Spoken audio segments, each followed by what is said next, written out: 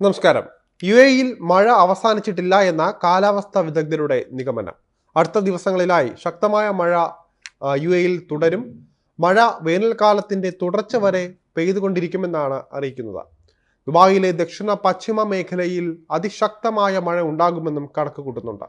യു.എക്ക് record മഴ ലഭിച്ചത് April 16-നായിരുന്നു. May 2-നും 3-നും അതുപോലെ തന്നെ ശക്തമായ മഴയാണ് ആവർത്തിച്ചത്. എന്നാൽ ഇപ്പോൾ മഴ ലഭിക്കുമെങ്കിലും പിന്നീട് കടുത്ത ചൂടിലേക്ക് തന്നെ യു.എ.ഇ പോകുമെന്നും വിദഗ്ധർ അഭിപ്രായപ്പെടുന്നുണ്ട്. എന്നാൽ അടുത്തൊന്നും ശക്തമായ മഴ മൂലം അപകടങ്ങൾ ഉണ്ടാകാനിടയില്ല എന്നും യു.എ.യിൽ നാഷണൽ സെന്റർ ഓഫ് മെറ്റീരിയോളജി പറയുന്നുണ്ട്. വരും മണിക്കൂറുകളിൽ ശക്തമായ മഴ തുടരും. ഷാർജയിലും ദുബായിലും മഴയ്ക്ക് നേരിയ സാധ്യതയാണ് ഉള്ളത്. ന്യൂനമർദ്ദം യു.എ.ഇക്ക് പുറത്തേക്ക് സഞ്ചരിച്ചു കൊണ്ടിരിക്കുകയാണെന്നും കാലാവസ്ഥാ ശാസ്ത്രജ്ഞനായ ഡോക്ടർ അഹമ്മദ് ഹബീബ് പറഞ്ഞു. യു.എ.യുടെ തീരദേശ മേഖലയിലും പശ്ചിമ മേഖലയിലുമായിരിക്കും മഴ അനുഭവപ്പെടുകയെന്നും അദ്ദേഹം കൂട്ടിച്ചേർത്തു. പ്രധാനമായും യു.എ.യിൽ 2 കാലാവസ്ഥാ സീസണുകളാണ് ഉണ്ടാകാറുള്ളത്. അത് വേനലും മറ്റൊന്ന് മഞ്ഞുകാലവുമാണ്. ഡിസംബർ മുതൽ മാർച്ച് വരെയാണ് യു.എ.യിൽ മഞ്ഞുകാലം നടക്കുന്നത്. 16.4 മുതൽ 24 വരെ ആയിരിക്കും താപനിലയെന്നും അഹമ്മദ് ഹബീബ് പറയുന്നുണ്ട്. കാലാവസ്ഥാ വ്യതിയാനങ്ങളെക്കുറിച്ചും അദ്ദേഹം ചൂണ്ടിക്കാണിച്ചിട്ടുണ്ട്.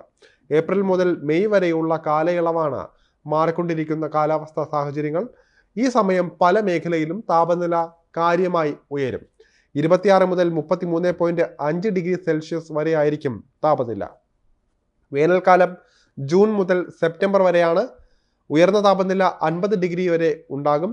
ദക്ഷിണ മേഖലകളിലായിരിക്കും ഈ സമയം കടുത്ത ചൂട് അനുഭവപ്പെടുക.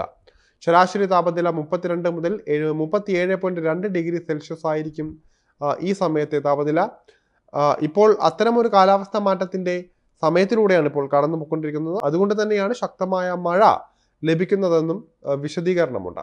അതേസമയം മെയ് മാസം ദിവസത്തിന്റെ ദൈർഘ്യം നീളുമെന്നും വിദഗ്ധർ പറയുന്നുണ്ട്.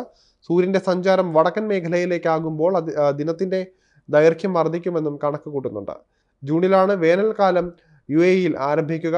മഴ ലഭിക്കുന്നത് വളരെ കുറവായിരിക്കും ഈ മാസങ്ങളിൽ. പ്രത്യേകിച്ച് തീരദേശ മേഖലയിലും മലനിരകൾക്ക് സമീപത്തല്ലാതെയുള്ള ഇടങ്ങളിലൊന്നും മഴ ലഭിക്കില്ല എന്നും അറിയിപ്പുണ്ട്.